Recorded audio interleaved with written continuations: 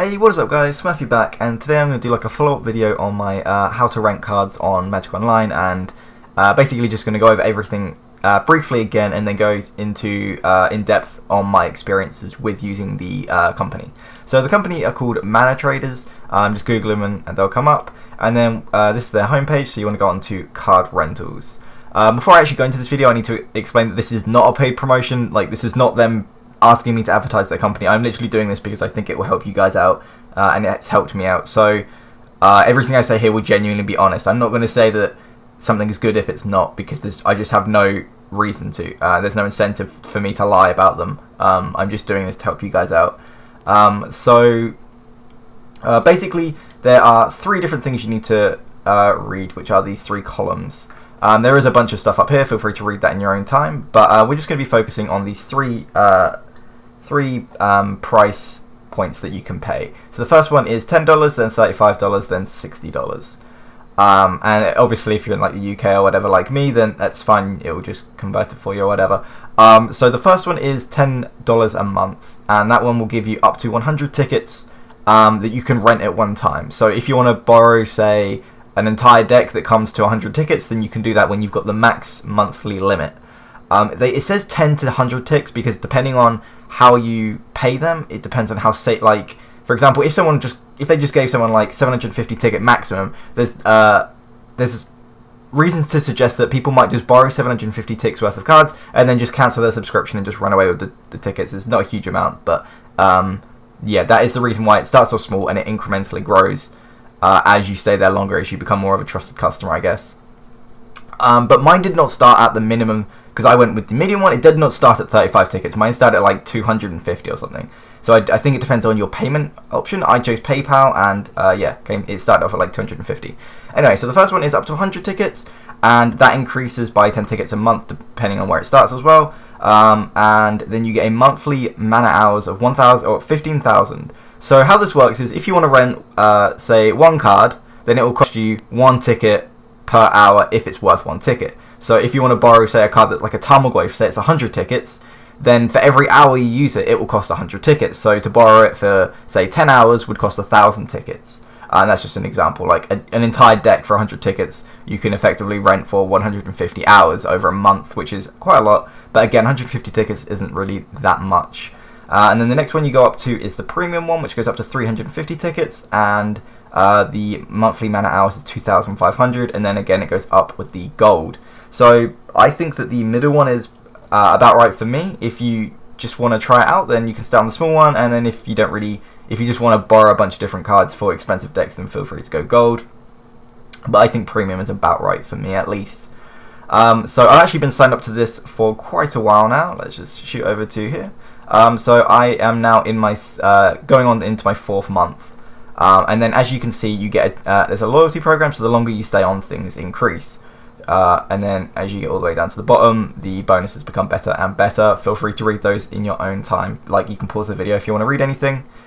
And yeah, I just thought I would show you guys that because it does just explain how the account gets better rewards as you go on. So how does it work? So you can go over to build a deck, and this is where you can choose how to rent cards. So personally, I don't want to go over to their bots and borrow cards individually. I'd rather just upload a deck. So you can just click upload a deck, and then you choose a file, and then this one is on my desktop. This is literally like a Magic Online deck. If you know how to export things onto Magic Online, like just as a text document, it's the exact same formatting on here. So if you go to MTGO Goldfish, you can download decks from there. It will literally just say download deck, and then it's in this format. So you can then just straight away upload it onto Mana Traders, and when it loads, boom, there we go, we've got the whole deck. And then I can just go rent here, and I'll actually go through this with you guys. So this deck comes to 101 tickets. So this is just one ticket over the smallest one here, which is the base one for $10 a month. So if you wanted to rent this deck, if you can somehow make it worth like one ticket less, then you could actually get it on the minimum one. And the one I've got up here is Team Energy. Alright, so say this is a deck I want to borrow, I can just click rent, and then go onto my Magic Online account and click rent. And then when the bots are done, then they will make a trade with me, and I will get everything. The one thing to note is they do remove basic lands, and then here we go. So I just received a message from Mana Trader Rental 4, which will give me the cards straight away. So I just gone to here, when it loads, there we go. And as you can see, when it loads, there will be all the cards that I've just requested and will straight away be on here. And there we go. So I just want all of these cards, and I think this is the quickest way to do it. Alright, and then in the chat you'll see it will just say things like click submit when you're done, or just click submit. There we go. And then it says, and then it just keeps track of your credit and everything, and then you just confirm the trade, and then they just give you all the cards, and then when you're done you simply just add them back to your trades, and then you go to Mana Traders return, and then you just trade with them, and they'll only take the cards that you've rented off them. So if you have like a large trade binder on Magic Online, I personally keep everything in my binder because I don't want any of my cards on Modo. Then I can just go there, they'll take everything, and that is all great. And then if you want to know anything about other ways to get decks, you can go to My Decks, where once you've uploaded a deck you can save it. So I've just got a bunch of different decks here. So if I want to rent a deck that I've rented in the past and I just want the exact same list, I can just do it this way instead of having to keep all the text documents on my computer.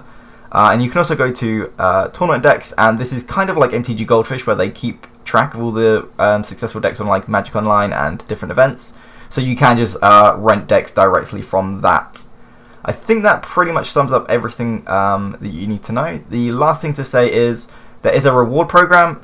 Feel free to use it. I will leave a link for mine in the description. This is not the reason I've done the video, so if you don't want to feel like I'm just using this as a reason to get these small advantages, that's fine. Just go on the website and just don't use my referral. It's not a big issue. I just thought I would put it here because if you're a subscriber and you want to help out for free, then that is an option available. But again, this isn't the reason I've done the video, so if you want to just go on their website and not use my rewards, that is again fine. I've not done it for that reason. And then there are small advantages to using it, but again, at the end of the day, it's not really a big deal. But yeah, so that's pretty much everything, I think. The only issues I've had with the software is that, first of all, that if you want to borrow a modern deck, it can be quite expensive. For example, I'm currently testing Grixis Shadow, and Grixis Shadow does currently exceed my limit. I don't know what my limit is at the minute. I think it's 350 or something. Yeah, 350 tickets is my maximum, and I think the Grixis deck comes to about 380-ish tickets. So I can't rent the entire deck at once, so I have to just like get hold of like 30 tickets worth of cards individually. But as time goes on, that will be reduced. And the other option is occasionally some cards are not available. So for example, Fatal Push is a heavily played card in every format, literally from Standard, Modern, and Legacy. Everyone's playing Fatal Push, so sometimes you have a bit of trouble getting hold of those cards, but I found that has become less and less of an issue as time goes on. So I think they're just expanding their library of how many cards they have. So thanks for watching. Feel free to check them out. Leave your comments in the description if you think this is a good idea or a bad idea. It works out really well for me because I use a lot of different decks, especially when I'm testing for a GP or something like that. Anyway, thanks for watching, and I'll see you guys later. Peace.